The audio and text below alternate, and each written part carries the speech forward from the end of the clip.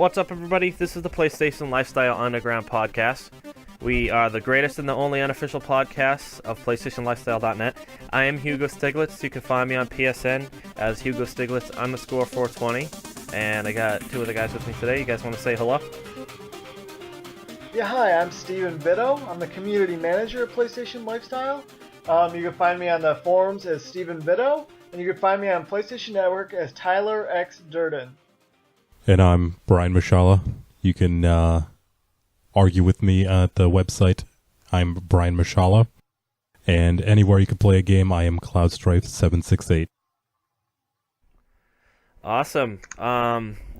This week I've been playing a lot of racing games like usual. Project Cars, Assetto Corsa, Dirt Rally, and been messing around with the demo for Sebastian Loeb Rally Evo, which will be coming out tomorrow, but I probably won't get my copy till next week. I'm importing it from the UK because they, for some reason, don't want to release it in America at the same time. But other than that, Just Cause 3, Dying Light, also a little bit of San Andreas on PS4, the PS2 emulated version. And on the Vita, I've pretty much only been playing one game, which is Badland. I just got it last week. It was on sale for like $3, and I didn't know what to expect from it, and I'm in love with it. Like it is a super fun, super addictive game. I mean, it's a side scroller.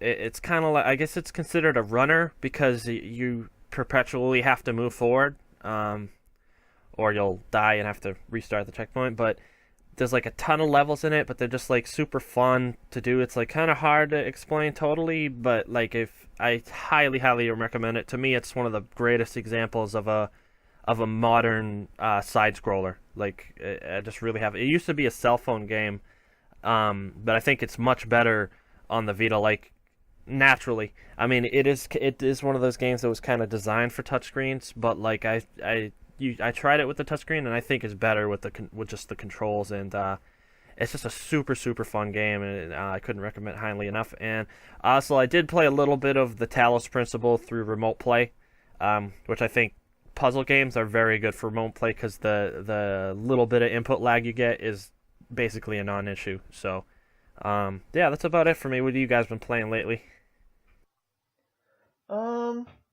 Last weekend I made my way through Deadpool. I hadn't played that. I had it on PS3, so I really wanted to, especially with the movie coming up. Like I was so into it. It was okay. It it has a feel to it. It has character, and they really went all in on like Deadpool's like crazy, like sarcastic, crazy over the top comedy, and it was pretty good. Have you guys played it? No, I haven't. Well, it's worth checking out if you have like a day to burn on the weekend. And then I started my Platinum Trophy run at Final Fantasy VII, the PC port. Oh, huh. I just as soon as I started reading some of the like trophies and stuff, and I was like, oh my god, I have to play this again. And I already had purchased it, so I just started playing, and I'm just kind of cruising through. It has they added a God mode and 3 times speed, so and like you turn off random battles. Oh, that's awesome. Yep. All 3 of those things like combined make it like so much fun to play. Like it's so great. You don't have to like waste times like when you're like running around to get like items. You don't have to waste time with the random battles. Oh my god! But you can still train like whenever you want. Like just turn them off and turn the speed up 3 times. So then it's like going really fast because you know how you kind of just like steamroll through those battles anyway. You just need XP. It saves so much time, and it makes those parts like so much more enjoyable and so much less frustrating to kind of get from like story point to story point. Shit, I really wish that the Vita version had that. Yeah, it makes a big difference. Quick tip for you, Steven. Yep. I assume you've played Final Fantasy VII before. Yeah, a couple times. I haven't. All you got to do is read a guide for going out on a date with Barrett, at the Gold Saucer. Yeah. That's one of the trophies, and you wanna because it starts pretty early. You know, all the choices and decisions you want to make. I saw that. I got the trophy too. Huh. Like, I found a guide, and it actually helped like a ton. There's no way you can do that without having a guide about knowing what to do when. Yeah. It would be like basically impossible. Yeah, it's a little tricky. So just since you specifically said you're going on a platinum run, I suggest just looking at it for that. And Right. so that God mode especially comes in so much handy.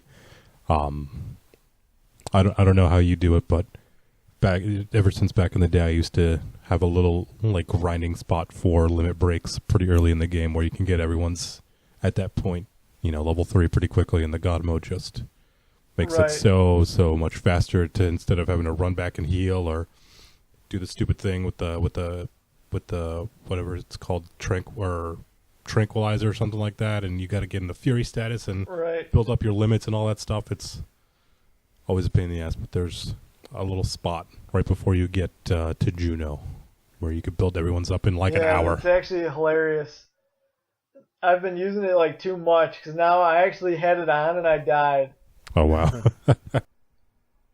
Yeah, so that's pretty bad. So I got to train a little bit and get my guys level up a little higher.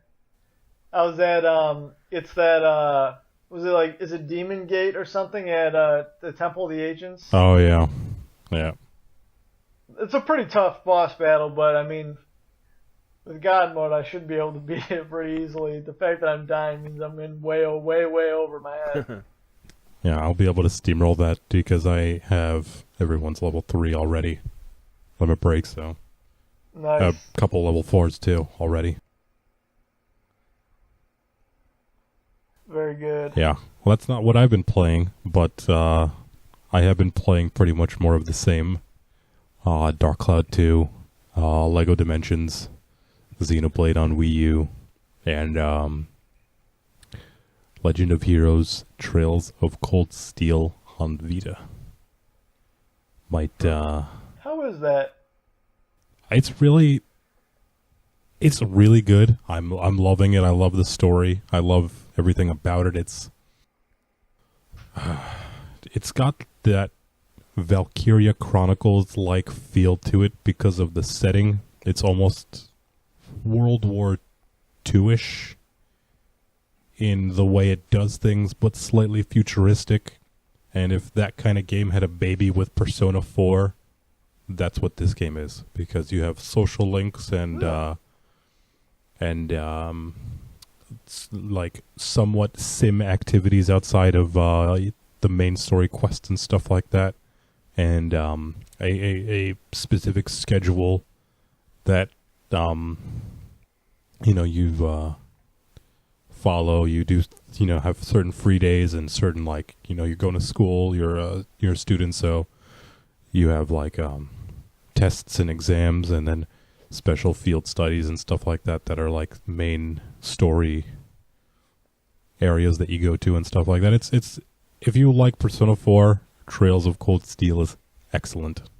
It's a little slower. It's a little more, I would say, of an archaic JRPG in terms of some of the speed and battle mechanics, but I mean it is so good and the story is very good. I highly recommend it. Cool. Yeah. And probably pick up and play The Witness this weekend. Ooh, Been meaning to do that, but haven't gotten around to it. Good. Yep.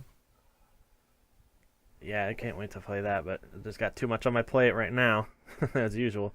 Yeah. Speaking of Deadpool. Yeah, exactly. It relates to our topic. We're going to talk about licensed games. Brian kind of got the inspiration from playing Lego Dimensions it would be a good topic for this week. We wanted to talk about licensed games we've played, the ones we've enjoyed, any video games we'd like to see made into a movie, and then vice versa, like any licenses that we'd like to see made into a game. And there are surprisingly some very, very good licensed games. GoldenEye springs to mind. Alien Isolation, Batman Arkham series, Metro 2033. But when I was a kid, actually, like I was kind of more inclined to get a licensed game because I recognized it, and it's just like it seemed it would be cool to play a certain game of a movie, just so I could kind of like I was always expecting to relive the movie, which was usually not the case. But my very first licensed game goes very far back. The original Nintendo Darkwing Duck, which I wouldn't be surprised if neither of you guys have even heard of Darkwing Duck. Have you?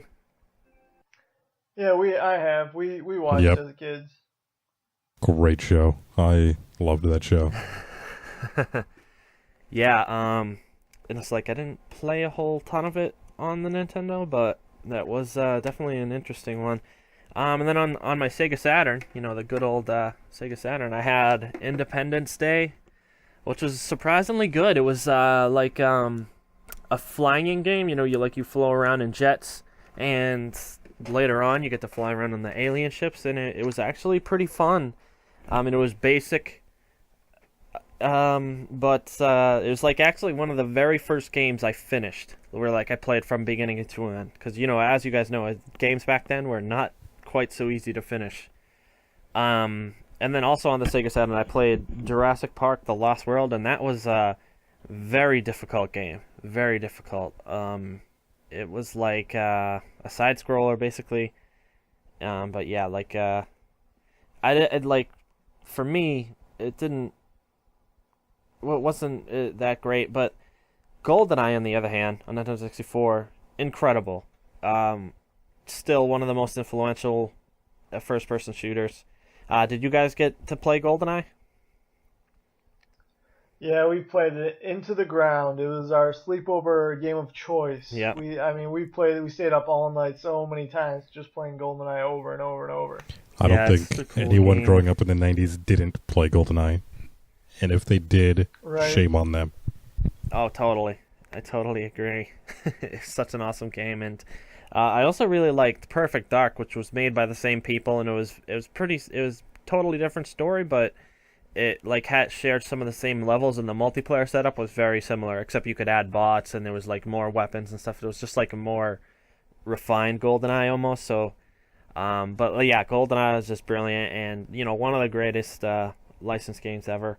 Also on Nintendo 64, I gotta tell you, I loved the hell out of Star Wars Episode 1 Racer. The Pod Racer, it was just such a good racing game, and it's one of the first racing games that I really got into, and also one of the first racing games where you actually had to use the brakes often and learn how to take a corner and stuff, which is funny because it's... Yeah, that was a great generation for Star Wars totally, games, really. Yeah. And between PlayStation 1 and N64. And especially on top of Pod Racer, Rogue Squadron, absolutely brilliant game. That's where I was going with next. Incredible game, and like I love that. Like I've been tempted to buy. They just did some more Star Wars PS2 games on PS4. Like they have, the Racer's Revenge, which is basically like the sequel to Pod Racer, and Jedi Starfighter, which is kind of like a sequel to Rogue Squadron. And I'm kind of tempted to get those just because of how much fun I had. I actually, it was on like the one website I go to had it on sale for like $12.99, the 4-pack. Oh, really? So I bought it for my brother for Christmas. Of the PS2 games? They had all 4? Yeah, there's the 3 PS2 games and Super Star Wars from SNES. Shit. Damn, you're going to have to tell me what... Yeah, so that was a sweet deal. I'm sad I didn't get it for myself, actually. Is it... So I would have liked to go back, especially for Super Star Wars. Yeah, you'll have to let me know what website that was, because I'd definitely like to jump on that. It's called GameDealDaily.com. Oh, okay. Okay. And it was only the download code, so... I guess they're only digital, I think, anyway. But yeah, I got it like immediately, and it was pretty sweet. Nice.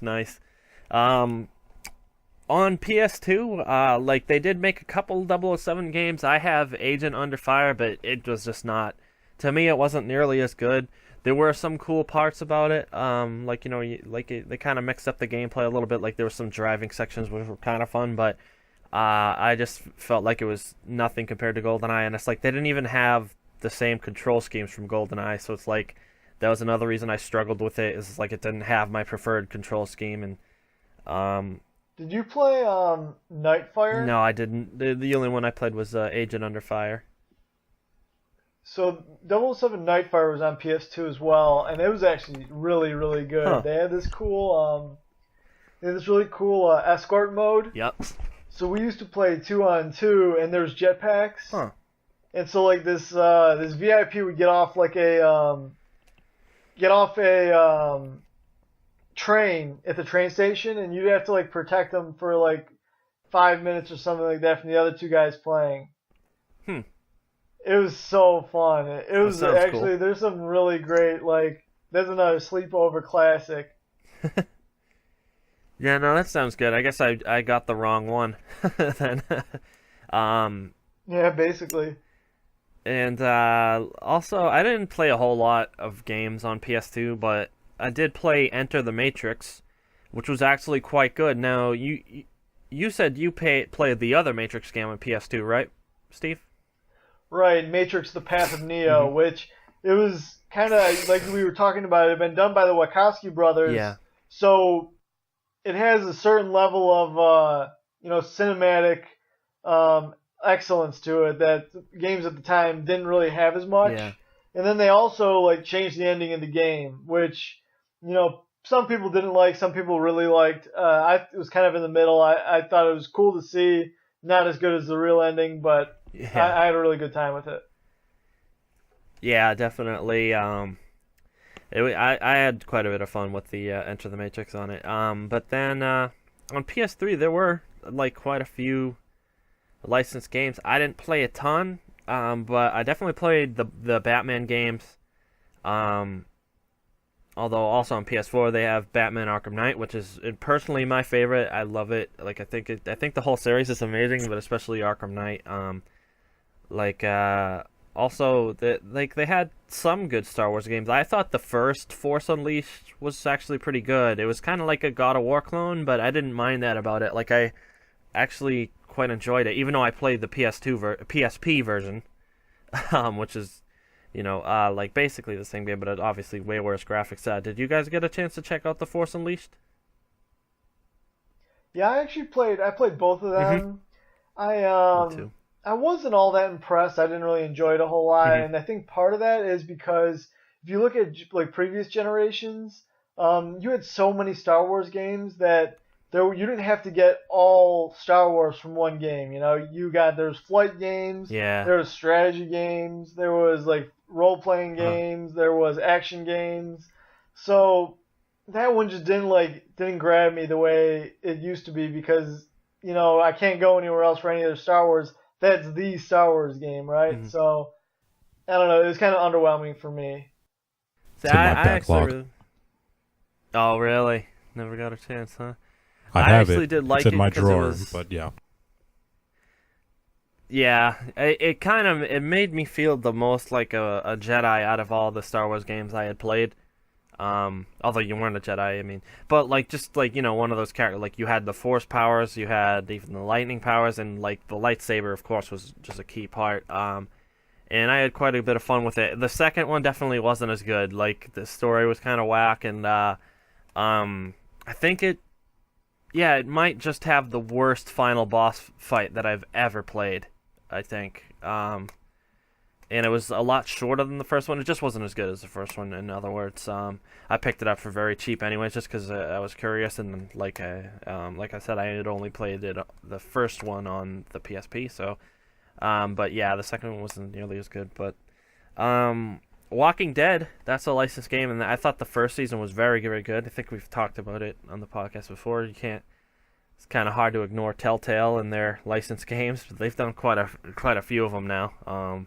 They did Jurassic Park, Back to the Future. I think those were on PS3.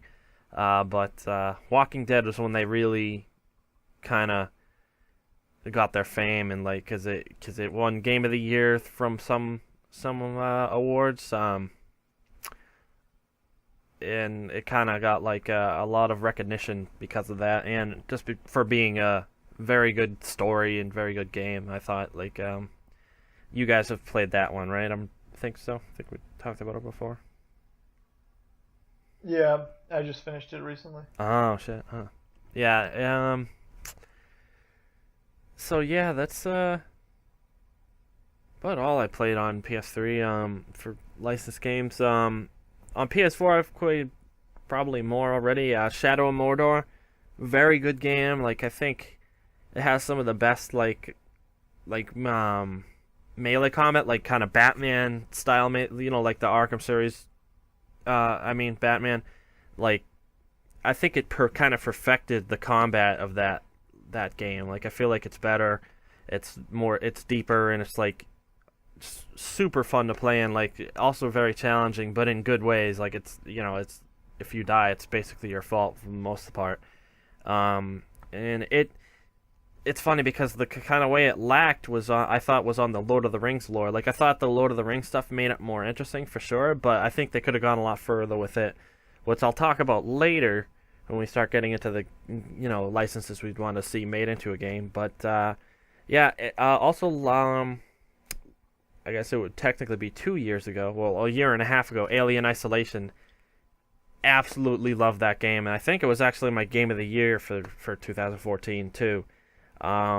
It was really cool how it combined horror and stealth, and it was just such an intense experience. I mean, there were some parts of that game were just like so thrilling, and like my heart was pounding through it. Like it's really cool combination of horror and stealth, and I think they did it in a much smarter way than some of like the other, like Amnesia did it or Outlast, because the AI is just so much smarter. Like you cannot use the same strategy every time you run into the alien, and it's just so much better because of it. Also, it was quite a big game. Like I mean, it took about 15 hours for me to complete, and like the story was cool. Like it's just an awesome game in my opinion. Like, and I think it's one of my favorite licensed games, but my favorite licensed game is Metro 2033.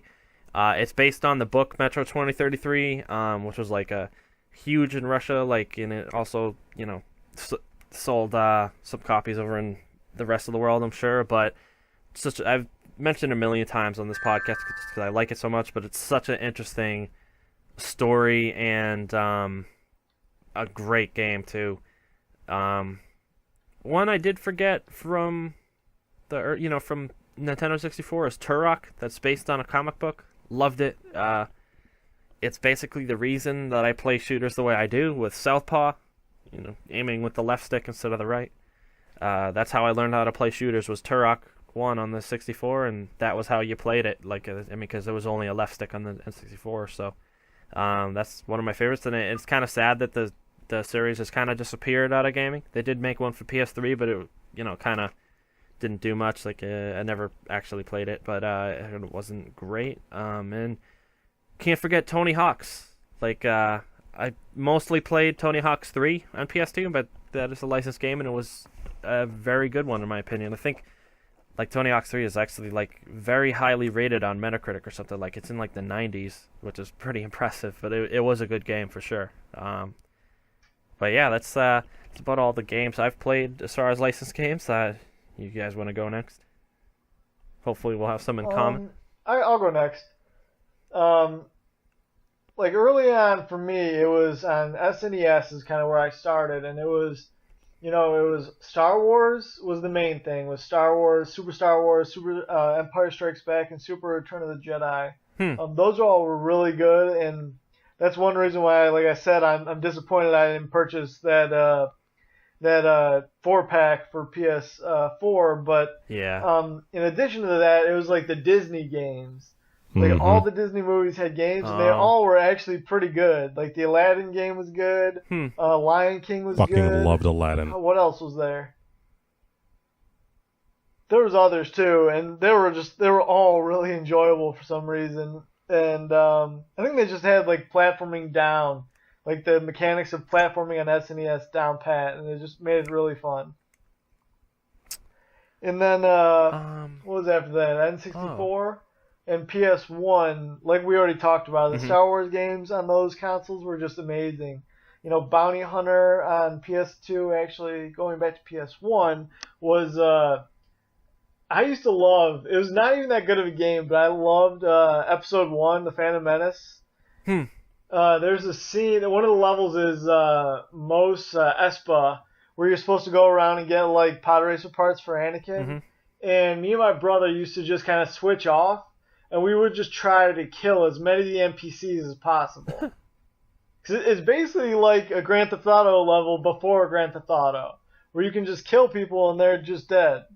So it's kind of funny. The game has like mechanics to prevent you from doing that. Like Jawas will show up with these like super automatic like cannons, and they'll just kind of mow you down. But that and Jedi Power Battles was awesome. And then it's probably my favorite licensed game ever was Shadows of the Empire on N64. I remember going to get that. It was like $70 or $80, and me and my brother got it, and we just played that into the ground. I've played it so many times. PS2, kind of like I also said earlier, it was like they just had so many games on PS2. So like if you wanted Star Wars, like you didn't have to just choose from one game. There was literally like multiple games of every genre to choose from, and I just loved that. I played them all. Like Clone Wars was good. What else? Starfighter, Jedi Starfighter. Yeah. Those are all really great. I just remembered what else? there was actually a very good Ninja Turtles game on I think it was either Genesis or original Nintendo. Turtles in Time? No, I don't think that's no. Turtles in Time is an absolute classic, and that's on SNES. Maybe it was Genesis then, but I just remembered that there was a very good one that I played on Genesis. I can't quite remember the name of it, but I think I'm not sure. But it was good. I just wasn't sure if either you guys played that. No. Oh well. Yeah. Sorry. PS2 Sorry to interrupt. had some other good ones too. It was you guys play the X-Men Legends games? No. Yeah, they kind of were like 4-player co-op, kind of like Gauntlet, but with X-Men characters. And it was actually like really fun, and like they were the type of like evolution of the party game, right? Where like you could stay up all night, but it had 4 players, so like all 4 people could play and like work together, and it was just like a cool time for couch co-op. Because it was kind of right before like online play caught on, but right when like people were still like playing together and looking to play with other people. So that was a lot of fun. And then PS3 was next. I didn't really play too much licensed stuff on PS3. I guess I just finished Deadpool, so I don't know if that really counts because I just finished it like last weekend. Well, and you played the PS4 version, didn't you? No, PS3. I went back to PS3. It's been out for a while though, so it counts. Probably the best quality game is South Park: Stick of Truth. Oh That's yeah. probably the best licensed game. Like, not nostalgia aside, that's probably the best quality one I've ever played. That reminds me, South Park on Nintendo 64. Oh yeah, that's right. I played that. Yeah, that was good. And then PS4, I haven't played any licensed stuff yet. Actually, I don't think. You didn't play Batman? I'll probably get around to Walking Dead Season 2, but that might be it. No Batman? No, I haven't yet. And actually, Shit. When you mentioned that, I kind of was thinking back that I'm really kicking myself because I played the first 2 so far. I haven't played Arkham Knight yet, but Best Buy had it on sale for $15 last week. Oh shit! You should have jumped on that. So with my discount, 20% off would have been $12. Yeah, Batman. Which obviously, it was worth $12. Batman, Alien Isolation, and Metro. Those are PS4 awesome licensed games. But yeah, I loved Batman. Alien Isolation is another one. Yeah, because you like horror games, right? Like you played Soma. Yeah, so I really would like to check that out. I think you'll probably love Alien Isolation, especially if you also like stealth kind of games.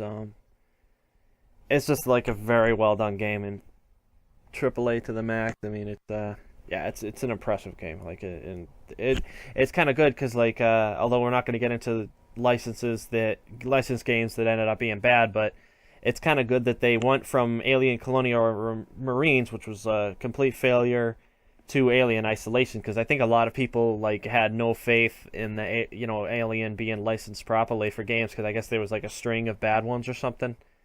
So it's like it's Right. nice that they did Alien Isolation and ended up being as good as it was. Although I did think they said that they might not be doing a sequel, which is a shame because it was so good. But I just love a game of that sort being done again. Like I'd love it if Creative Assembly did another horror / stealth type game. Like that'd just be awesome because they did such a good job. But sorry, yeah, continue. You we're still going on about PS4. Yeah, or- one more. I got one more honorable mention. I was looking at the list Brian sent around, and I noticed Ghostbusters on PS3. Hmm. Did you guys play that? No, I heard about I didn't it. hear good things, so I did not. Yeah, like it was actually it wasn't it was similar to the Matrix game where like it was a good game, but the fact that if you're a fan of the series, like it just did it such good justice that it just made it so great. Like it had all the actors' voices, like the real actors. So for those of you I'm a fan of Ghostbusters, so I haven't seen it in a new one in I think they came out probably around the time I was born, actually. That's how old they are. And to see all those guys, obviously not personally on screen, but their voices behind the characters on screen, was kind of special in a way. And the story was, it was good. It wasn't, as good as the movies, but it was just really cool to see that kind of come together. The type of thing you're not going to get in the movies, but you kind of got in games. Yeah. All right. Brian, you wanna go next? I'm sure you got some. It's a good thing this was my topic because you guys mentioned quite a number on my list, but Yeah. there's a reason I made a lengthy list just in case. I figured I'd be last, but yeah, if we want to start early, you guys hit on a lot of the early great ones. Especially you, Steven, any old Disney ones were fantastic. I still have nightmares about playing Home Alone on Genesis. That was a hard-ass game back in the day. Yeah, I was actually kind of looking around for a used version of that because I remember just how it's funny how I would just play those games for hours. I don't even know how many levels I could actually beat, but I played for so long. Yep, I never got past, I think, the third level on Genesis. I mean, it's hard to remember. It's been so long, but I just don't remember getting very far. Just it being so hard. I mean, a lot of games like that were really hard back in the day for some reason. Yeah. Including Rocko's Modern Life. I also have nightmares about that one on Super Nintendo. But they got a little easier and better. I don't know why I have this weird affinity for A Bug's Life on PS1. It's one of my favorite early licensed games. There's something about it that I really enjoy. It's pretty good too. Aside from the ones you mentioned, I always loved Digimon World on PS1. The latter ones kind of fell off, but I'm pretty excited about the new one coming out soon again. So that's what made me remember Digimon World. I always was a big fan of that one. Aside from the Star Wars games you guys mentioned, Rogue Squadron, Rogue Leader, Pod Racer being fantastic. I also loved Knights of the Old Republic, the old PC game. Oh yeah. And the sequel That was came out on on the Xbox original too, right? Xbox. Yeah, The sequel came out on Xbox, I think. And both of them were really good games, really good RPGs. What else? Technically, Kingdom Hearts is a licensed game because it's got the Disney element. So Oh yeah, definitely. was a big fan of that whole series. I don't know if it counts since it's licensed to music, but the old like Guitar Hero games are pretty awesome. I don't, Yeah. you know, the new ones Say have it counts. crappier, newer music that I don't really care about, but the Yeah, Guitar Hero yeah. 1 through 3 were pretty excellent, I think, personally. Again, I don't know if that necessarily counts because it's licensed to music, I think it not does, licensed yeah. properties. Yeah, that's true. I still kind of take it. count it. I mean, I almost would kind of count sports games as well. Yeah, absolutely. I don't, but I'm not a big fan of sports games, so. Yeah, me neither. But one of those first Transformers games on PS3. What was the name of it?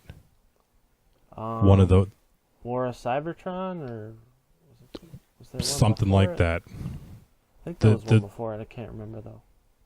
Those two were actually really good, I thought. I loved them. I loved the combat. I loved the switching between vehicle and robot form. Yeah. One of them had crappy multiplayer that I didn't like, and then the latter ones just kind of fell off a cliff in quality for some reason, but those first two were really, really good, I thought. I think the first one was actually Revenge of the Fallen. Was that it? No. No. It was, Well, yeah, I know there was War of Cybertron after that, and it was kind of based, or something Cybertron. It was kind of based, like, there's like a lot of multiplayer elements to it. Like, and I actually heard that the multiplayer was good in that, but it did have a campaign too. So. Yeah, there were two. I think the second one had the multiplayer, and the first one just had a solid campaign, which was really good because you got to play as like half the story as the Autobots, the other half as the Decepticons, to kind of like give you both sides to this overarching story that's going on, which is pretty good. And of course, you know, you got the Autobots have to win. So, but War of Cybertron sounds familiar. I don't know if that was the first or the second, but Yeah, because I played familiar. a demo for one where you could play on either side. yeah, But it did have multiplayer though. The only thing, so maybe it was like the one before it. I don't know. It's hard to remember, but because I didn't even actually play them, I just played the demos. But those were actually surprisingly good. yeah, I heard a lot of good Transformers things games. about the other ones. What else? Those were the PS3 games. Oh, The Godfather. I really actually like the Godfather games on PS3. Oh.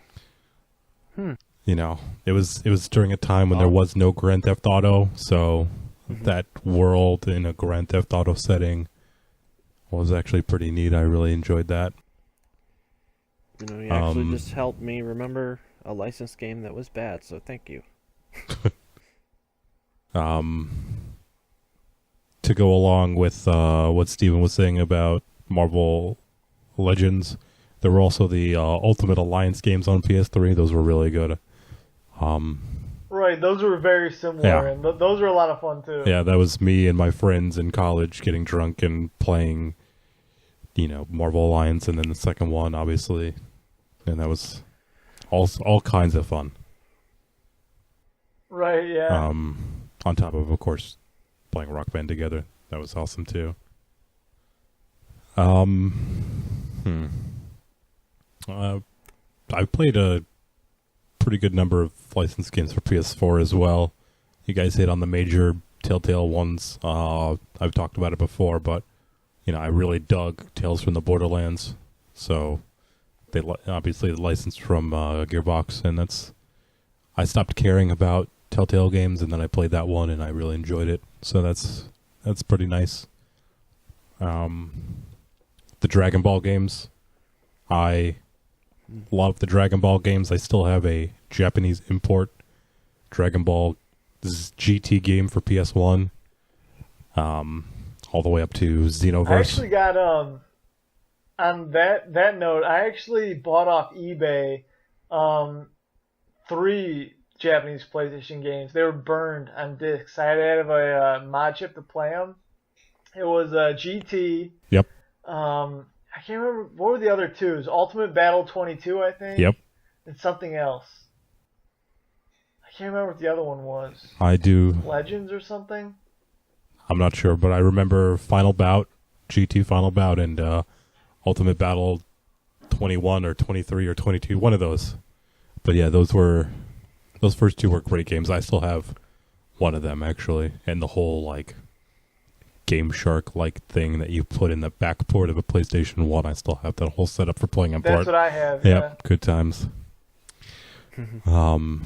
And I mentioned that because I have still have Xenoverse, or I recently picked up Xenoverse relatively cheap, and that's a really fun game as well. What else? The Witcher games, of course. Similar to Metro 2033, the Witcher games are based on a Polish novel. And I've always wanted to read those books because I love the world of The Witcher so much, and the games especially. I played them all, and I really dig them. So, it's probably one of my favorite licensed properties these days, aside from the of course, overarching like Star Wars and stuff like that. One cool thing about the Metro games I forgot to mention was that the guy who wrote the actual book wrote the game too, and Metro Last Light as well, the sequel.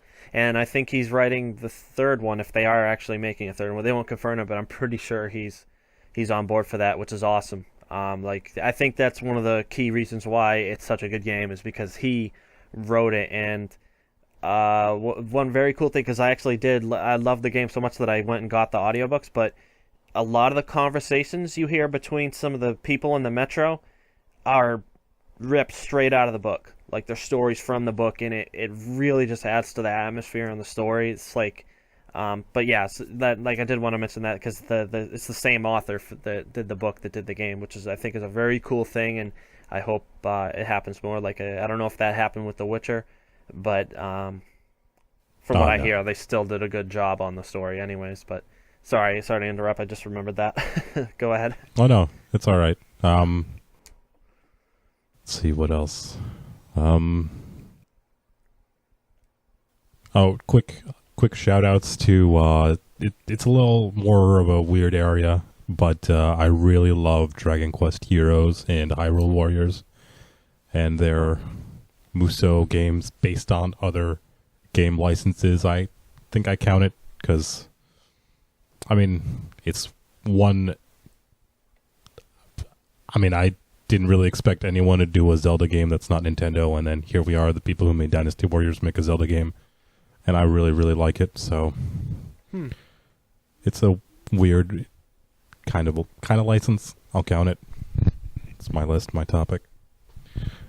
And of course, the whole reason that I came up with this topic in the first place, which is the Lego games. I absolutely love all the Lego games. I don't know why. I don't actually like the older ones, the ones before they were voiced. There's just something about the voice acting that adds to the absolute goofiness of it that I just love.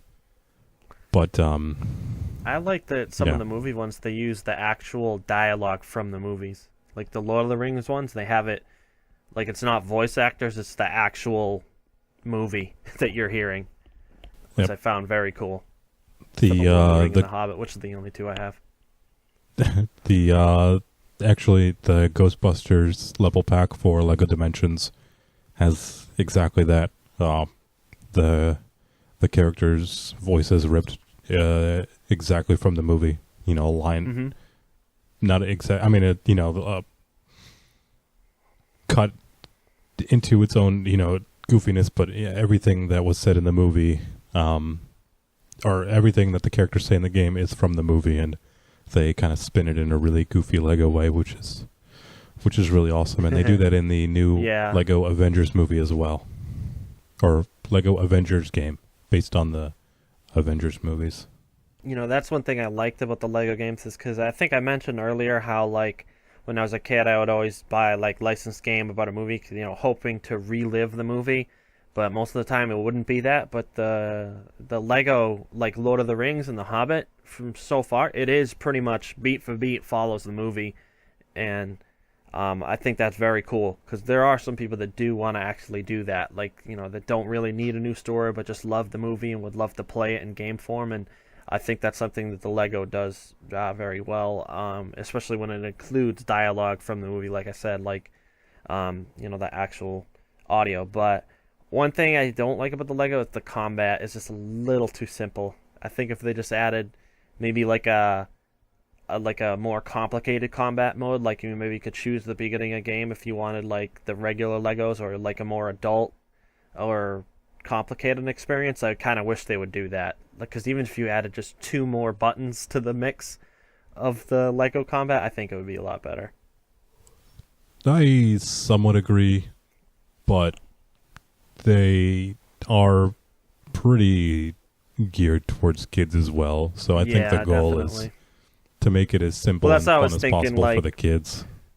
That's why I was thinking that they could add in a separate mode, like an adult mode, to make it, so they could still have the kids mode, and I think the kids would know to choose the kids mode for that, but also have like another mode for the people like us that want a little more out of the combat. But it's they do a lot of games. I don't know how they end up pumping out these games so often, but I mean, and they really do them well. Good job, that's the other part, is they don't like the game, the license stuff they do not miss anything from those series. Mm-hmm. They really like pack everything in.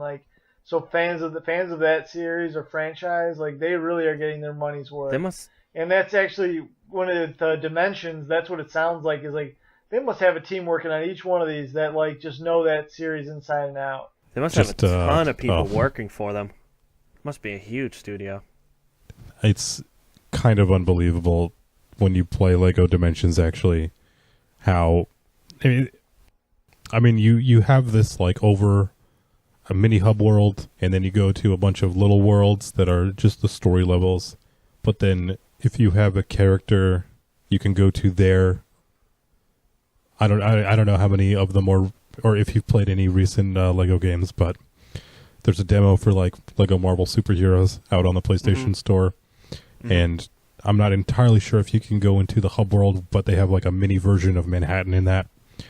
Lego Dimensions has a small version of that, but for every license in the game. So DC, The Simpsons, Lord of the Rings, the Lego Movie, the Ghostbusters level is pretty big. Back to the Future has 1985, 1885, and 2015 versions of God damn, what's the name of the city? Can't remember the name of the city, but those 3 versions, they're pretty big. They're not the biggest. They're obviously not as big as Manhattan from one of the Lego Adventures or Lego Marvel Superheroes or Gotham City or Metropolis or whatever from the Batman Lego games, but they're big, they're dense, there's a lot of little goofy Lego related humor, and it's I love those games, and they're absolutely worth your money, but I always buy them on sale and I feel bad about that.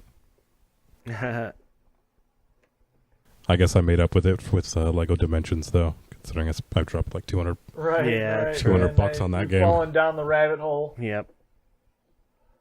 But it's all right. I don't regret anything. The Portal level pack, the Back to the Future, the Ghostbusters, the base game itself, they're all so good. I love the Lego games. Yeah, that is I've been at the store a number of times just looking at that Lego Dimensions starter pack and really contemplating, because it looks like it would just be so much fun. Yeah. I mean, you need to watch the Lego Movie before you play Lego Dimensions, or else you're missing out on a lot of a good chunk of what the story is going on about. Because other than that, you have The Simpsons. It's easy enough to figure out. Ghostbusters, easy enough to figure out.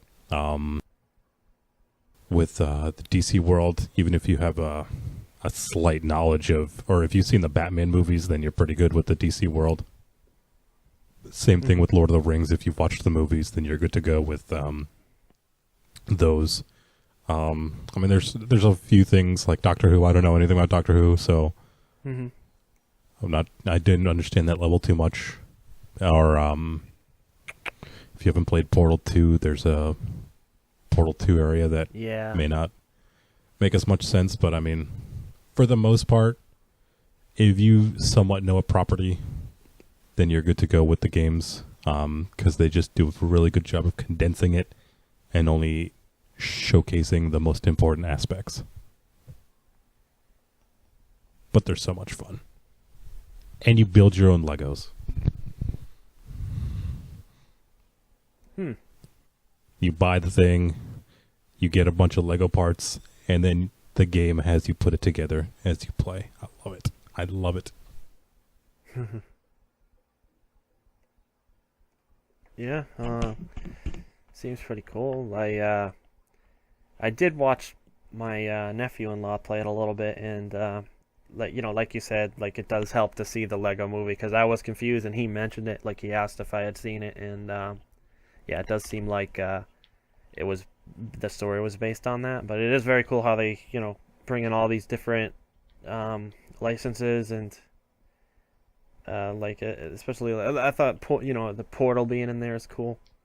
And it actually reminds me of I don't know if you've seen those pinball games that have like a bunch of different licensed pinball machines and stuff, but it kind of reminds me of that, like having a bunch of different licenses in one game. And but yeah, the difference being that just saying the difference being, minor spoiler, it happens in the second level, but you go to Springfield and you fight the Joker. So there's quite a bit of mashing up. That's cool. Which is pretty great too. And one more quick shout out to Mad Max. It's a licensed game. That's a pretty fun game. Yeah, I heard good things about that. But all right, is that it for you? That is it. Yes. Okay. Now, for licensed games that I thought were bad, I don't have many. I do know that Aliens Colonial Marines was pretty much, a lot of people hated it or considered it a failure. It certainly didn't live up to expectations. That's just one I know of. But other than that, the only one that I really played was Scarface for the PSP, which I was expecting a game that was like Scarface for the PS2, which is kind of like a Grand Theft Auto type thing. Nope. It was like a strategy game, I guess, like a turn-based, but also there's this other part, like most of it, you're choosing territories around Miami of where to sell drugs or guns or other stuff, and then occasionally you have to defend the territories with this terrible turn-based strategy system, and it was awful. And I think it might be the worst game I've ever played. But like besides that, like I think I mentioned the Lost World Jurassic Park game on Sega Saturn I played, which wasn't great, but I don't know, it was also kind of cool at the same time to me. But yeah, I don't know. You guys have any like bad ones you want to talk about?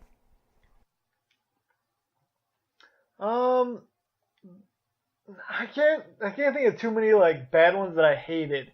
Just because like even the bad ones, like I got them because I like the franchises, and even if they weren't that great, I still found some enjoyment. Like I'm thinking back, I shattered my collarbone when I was in college, being a drunk idiot, and as it was healing, like once I could kind of use my hand again, like my arm a little bit, I rented Transformers. Because it was right around the time that movie came out, the first one. And, it was a pretty bad game. But just playing as the Transformers, like, right after seeing the movie, I got a certain level of enjoyment out of it, even though the game itself was pretty downright bad. So that's one that comes to mind, like, immediately for me. I can't really think of too many other terrible ones. Brian? Yeah, I don't really have any idea, actually. I do a little bit of research, so I don't really buy bad games. I don't buy games that I don't think I'm going to like. Yeah. I really can't think of anything off the top of my head that I've ever played that's a licensed game that I was just like, oh, fuck this game, I'm done. Yeah, I actually got that Scarface game for my friend for $5, and like I kind of just assumed it was only $5, but I still felt ripped off. But typically, I'm the same way. I usually do research, but it's like I can't even think of many examples that were considered bad. But I think a fun thing to discuss is licenses that we like made into games. I don't have a ton, but the one I'd like most is an Ayrton Senna game, which you probably don't know, but he was a Formula One driver. He's the greatest of all time, by far. Like I'd consider him the greatest driver of all time. Period. Although he was, mainly did F1, but I just think it would be. There has been talked about before, but doing a game that was basically where you follow his career, from karting to GP2. Not GP2, Formula 3, I think it was. And then into F1 and drive each one of his F1 cars, to me, that would be so much fun. I think there's a lot of other people who would love it. Like I mentioned earlier, I've been playing Sebastian Loeb Rally Evo, which is basically the same idea, but it's for Sebastian Loeb, who is a rally racing driver. And you're like, I looked at the car list in the game. It literally has every single car that he's driven over his career. And I would love it if they would do that for Ayrton Senna, but I'd especially love Polyphony Digital, who does Gran Turismo, to do it, because in GT6 they actually did a free DLC of Ayrton Senna. Like, it was kind of like a tribute to him. They had his racing suits, they had only a couple of his cars, but it was just awesome. And it's like, he's personally my favorite racing driver ever, so it's like I would love to go through that, and I think there's a lot of other people that would too. Is like there have been other developers that have discussed doing it, and I think that's the game I'd like to see made, besides another Metro game, which I think they are doing, but like that's the only one that I would really like made. But also Lord of the Rings, like I did mention how much I love Shadow of Mordor, but I feel like there could have been so much more done with the Lord of the Rings franchise. Like, I'd really love a Lord of the Rings game that was open world and had the entire Middle Earth, which would be a pretty big undertaking. But I also would like it if it was based around the time period of the actual Lord of the Rings movie. And like the gameplay could be like an RPG, like The Witcher kind of, and like I just think it would be awesome. Like, or maybe even like switch characters and stuff, like kind of like the Lord of the Rings game, Lord of the Rings Lego game, but just much more serious. Like, I would love to see that happen. I'm surprised it hasn't been done, but it would be epic if they did like a full open world Middle Earth, based on the Lord of the Rings. Then other than that, like there was this horror movie called Pandorum that I thought might actually make a good stealth horror type video game, kind of like Alien Isolation. But that was all I could really think of as far as like other licenses that I would see made into a game. Do you guys have any? Like, I had a little trouble. I got stumped on this part. I don't know. I don't know if there's anything that I really want that I haven't already gotten. Maybe like Trigun or like some anime games. They may exist overseas, but we never really got like a really good Western like Trigun video game. Huh. You know what? As I'm looking at my like that. Sorry, go ahead. Like those games, like especially like the ones that are like the shooters, like those would make great third-person shooters. If you got like a decent amount of money behind it and like some really quality mechanics. There's so many good characters in those series that I think they'd make really good games.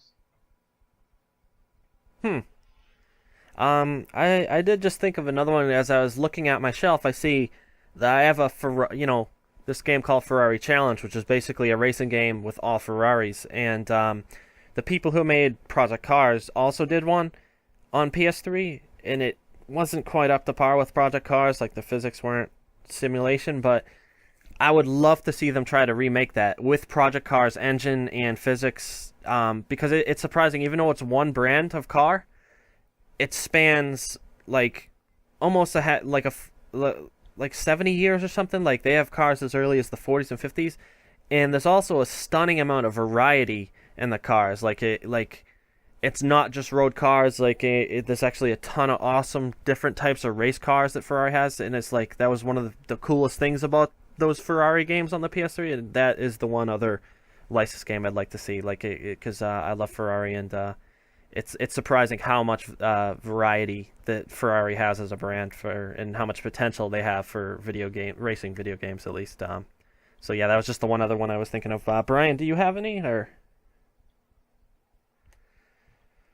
I thought very long and hard about this, and I could only really come up with one thing. I'm a huge Kurt Vonnegut fan, and his books are so zany and kooky that they almost lend themselves to being some kind of like visual novel or adventure type of game. Especially something like the Sirens of Titan, where it's all about space travel and stuff like that. So it's probably the only thing I could really think of. I mean, I thought long and hard about what I love and what I would love playing or seeing or doing, but I'm a history fan, and something like a Revolutionary War or Civil War game, unless it was like a story-driven type of game, it wouldn't really work as like a first-person shooter. Yeah, but I mean, they're not really licenses either, so Yeah,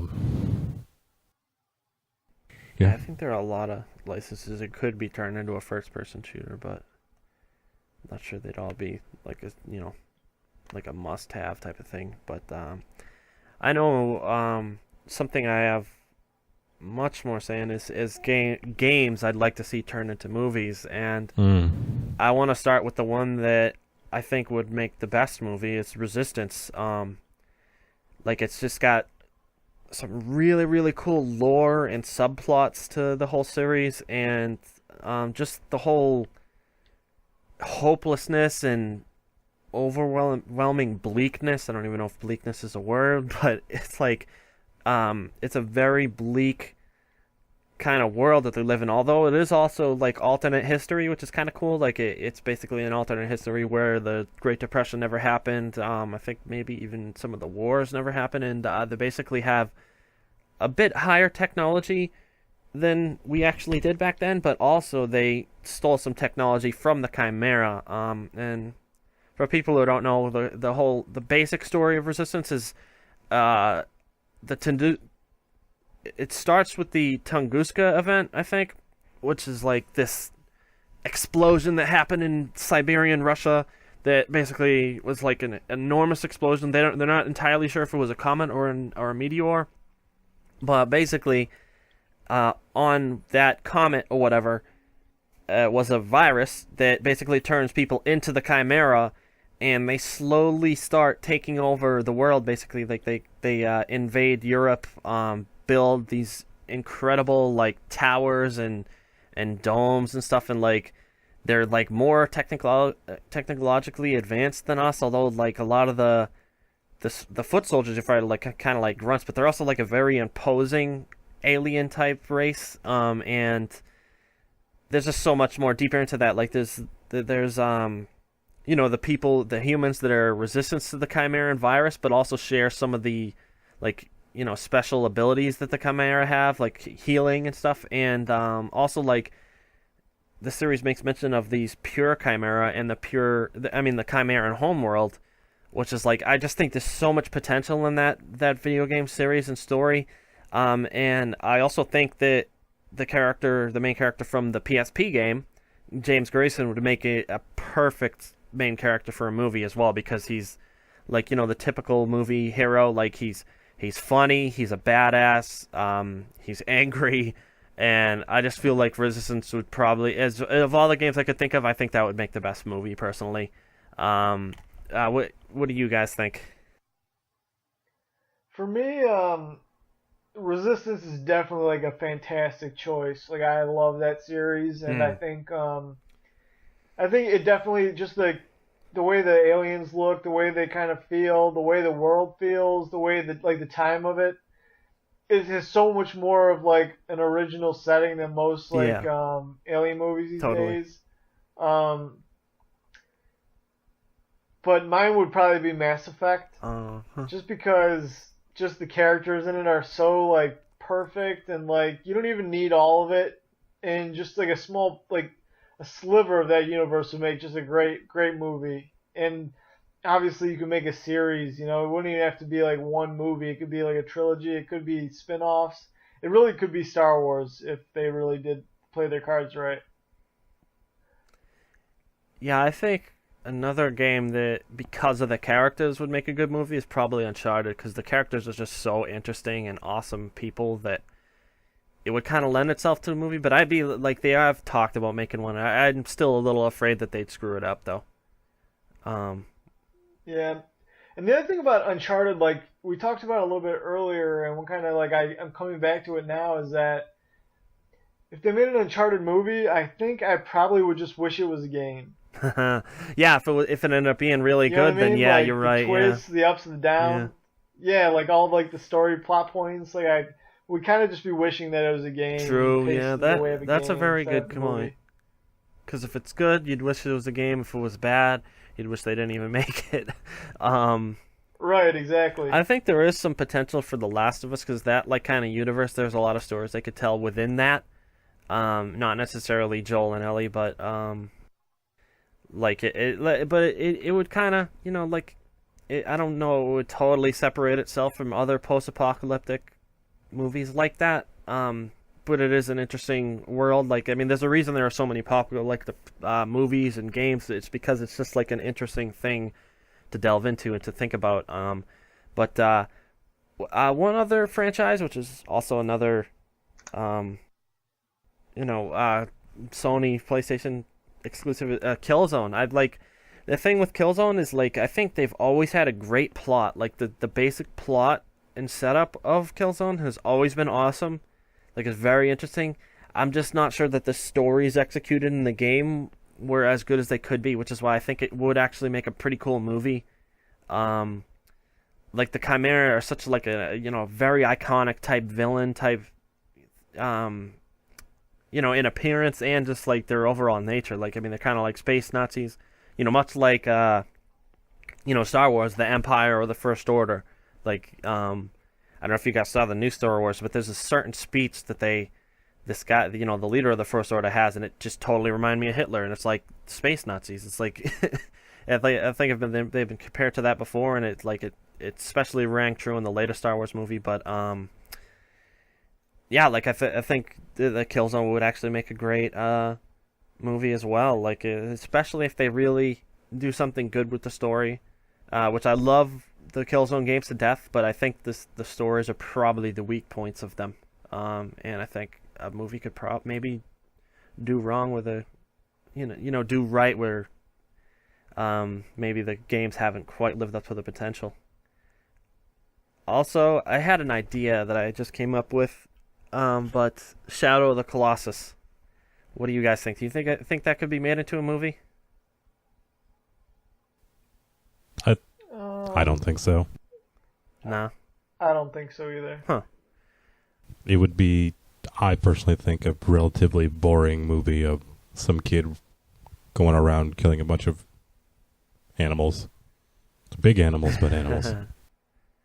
I think that might actually be what would make it interesting, because it would be an action movie, fighting giant monsters. But I mean, I was also thinking, like what if they included more characters and kind of fleshed out more of the kind of sub story to it, like with Dorman and like the kind of weird mythology that it has, like I feel like it could be done, but yeah, I'm not entirely sure. But Just the game being totally without any I mean, there's the fake talking, but the protagonist doesn't say a word. I don't think that lends itself to oh yeah, I don't think to a pretty good game. I don't think that the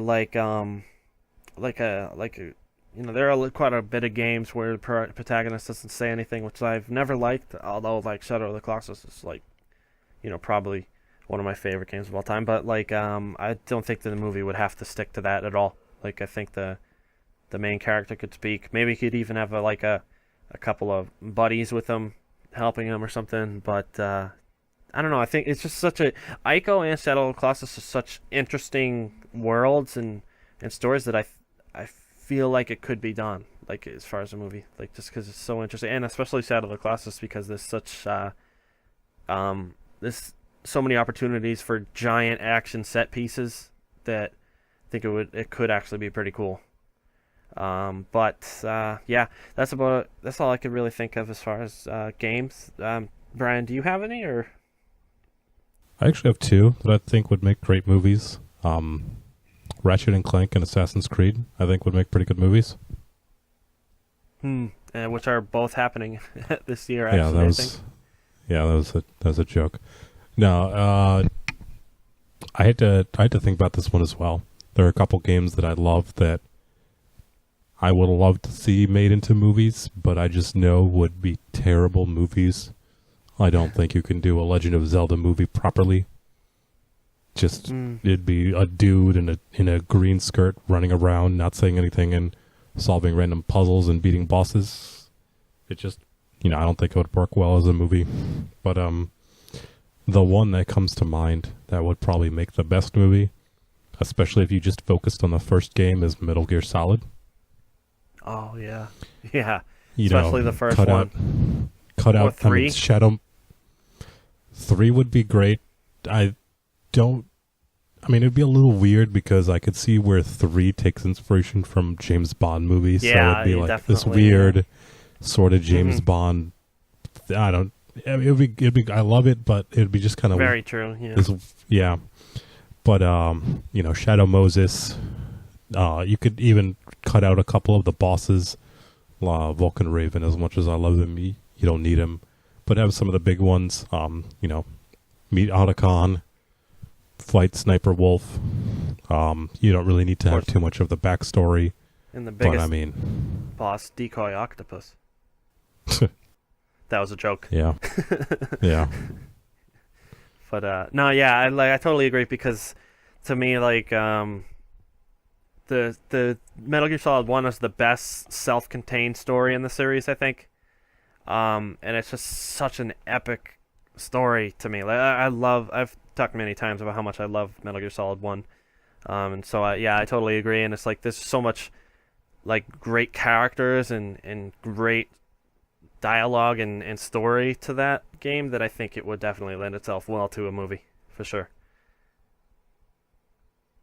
Like, and Snake is such a lovable character, it's, like, hard to see how they could screw it up. I mean, I'm sure they could, but, like, I think that, it would be, as long as they just get, like, the proper feel and personality of the game, and, the same basic story beats, I think it would be a good movie. And honestly, it is almost a movie on its own anyway, so. Yeah, and honestly, if it's made in the next couple of years, you can actually use David Hayter as Snake. That would totally work. Oh, yeah, that'd be awesome. I mean, because he does kind of look like Snake a little bit, Yeah, he was an actor in Metal Gear Solid 4 in one of those little, like, silly TV shows before the game in the very beginning. Mm-hmm. Yeah. And he talked like Snake and he wore the eye patch, and I think it worked out. I think, like I said, if it happened in the next few years where he's still young enough to be able to pull it off, he can, that's it. Yeah, I think it would be better than Kiefer. Well, Kiefer's already too old to be Solid Snake and Shadow Moses. That's true. Not that I don't like Kiefer. Like, I actually love 24, but it's just yeah. Yeah, like David Hayter or go home, basically. As far as Snake goes, but yeah, no, that would definitely be a good one. You said you might have another one, or was that? No,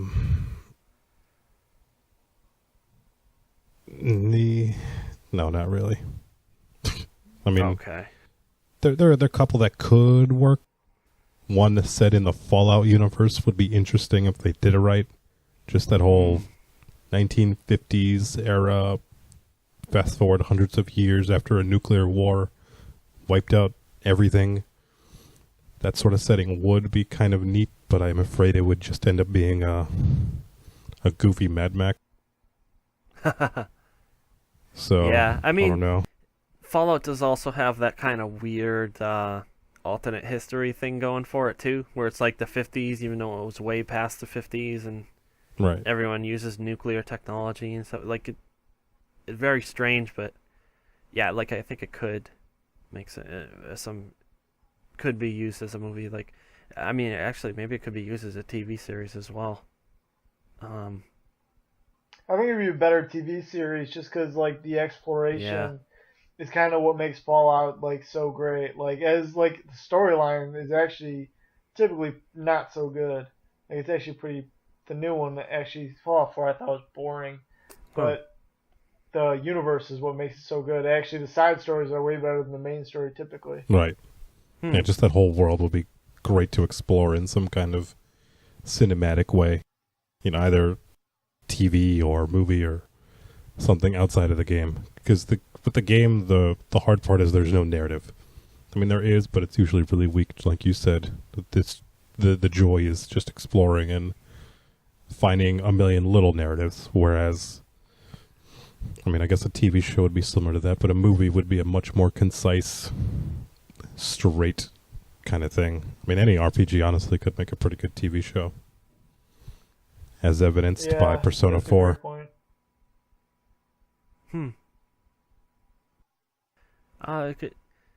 One other one I think that might work as a movie is Dying Light. Just because it's kind of like a little messed up bit of a story. Like, I don't think you guys have played it, but basically, like, it's not the whole world that has like got infected by zombies. It's just one big city, and basically there are a bunch of people alive, but the rest of the world thinks everyone is dead, and like you're sent in there to try to find out some information and try to like you end up kind of getting abandoned, and like you have to try to signal to the rest of the world that there are people alive there, and that no, you should not nuke the city, and some of your efforts are foiled by the actual governments that are in control down there. Like one part, small spoiler alert, I'd say, you make a smiley face on the side of a building, and they come right away with the jet to shoot it and destroy it, so it doesn't look like it could have been made by a person. Like, so basically, it's kind of like a messed up story. There's zombies. I feel like it could be made into a movie. Although I haven't even finished the story, so I don't know what happens with the story, but maybe like it ends up even better than it already is. So, yeah, that's one. But other than that, like, I mean, I'm sure there might be some others we haven't thought of, but I think that pretty much covers it. You guys got anything else, or? I think that's pretty much it for me. Yeah. Yeah. All right. Cool. Well, yeah, this was quite a hefty one. I'm surprised we went as long as we did. But I think that's just a testament to how many great licensed games there are. yeah, like I never expected it to go this long. I mean, I thought it would be maybe a little longer than 40 minutes, what we usually do, but yeah, no, this is almost an hour and 20, so almost double a normal episode. But yeah, I could keep talking about Lego too. Buy Lego games. Yeah. nice. Yeah. We'll have to save that for another one. But anyways, thanks for listening, everybody. We will talk to you next time. Thanks.